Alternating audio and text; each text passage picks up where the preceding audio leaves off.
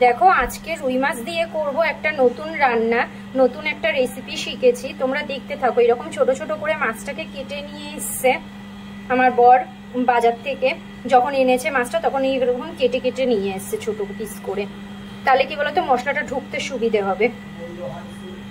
এখন আমি এই মাছের মধ্যে মিক্সড করব টমেটো কুচি, পেঁয়াজ কুচি, ধনে পাতা, কাঁচা লঙ্কা চিরা।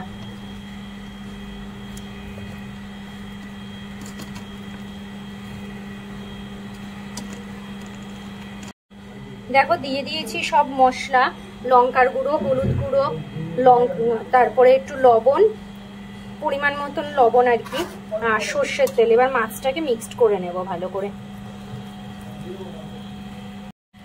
দেখো আমার মিক্সড করা হয়ে গেছে। এবার আমি চাপা দিয়ে এটা আধ ঘন্টার জন্য রেখে দেব। এইদিকে দেখো কড়াই গরম করে আমি কড়াইতে সর্ষের তেল কিছুটা পরিমাণে দিয়ে আলু ভেজে নিয়েছিলাম। তারপরে দিয়েছি একটু আরেকখানা পেঁয়াজ বাটা আর রসুন বাটা, একটু মানে মিক্সিতে পেস্ট করে আর কি, 4-5টা কাঁচা লঙ্কা তার সাথে পেস্ট করে। এই মশলাটা একটু কষানো হয়ে গেছে। এবার আমি ঢেলে দেব এই মাছের এইটা। আধ ঘন্টাও হয়ে গেছে এটা ম্যারিনেট করা ছিল।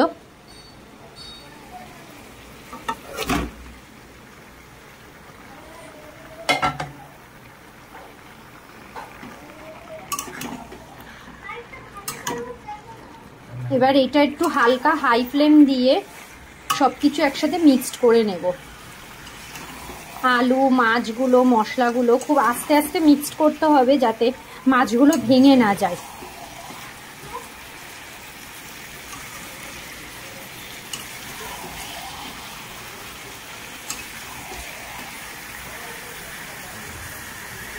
এই যে কিছু কাঁচা লঙ্কাও চিড়ে দিয়েছি, তোমরা দেখতে পারবে। আর এক্সট্রা কোনো মশলা আমি ইউজ করব না।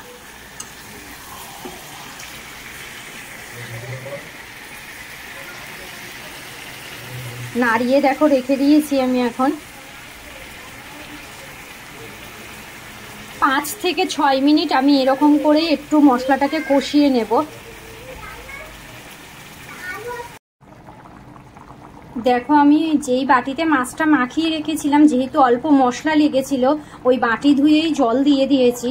তোমরা যে যেরকম ঝোল চাইবে সেরকম আর কি পরিমাণে জল দেবে। আর আলুটা তোমরা মাছের সাথেও ম্যারিনেট করে রাখতে পারো বা হালকা একদম ভেজে নিতে পারো।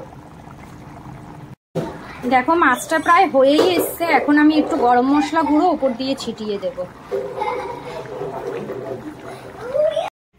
দেখো ফাইনালি লাঞ্চ রেডি। এই যে ভাত, এই যে উচ্ছে ভাজা, আর এটা হলো রুই মাছের বাটি চচ্চড়ি। তোমরা এই রেসিপিটা একবার করে দেখো, দারুণ খেতে হয়। আর এই যে চিংড়ি মাছের ঝাল, আর এই যে আমের চাটনি, আর সাথে শসা, আর মিমের জন্য একটু ডাল সিদ্ধ।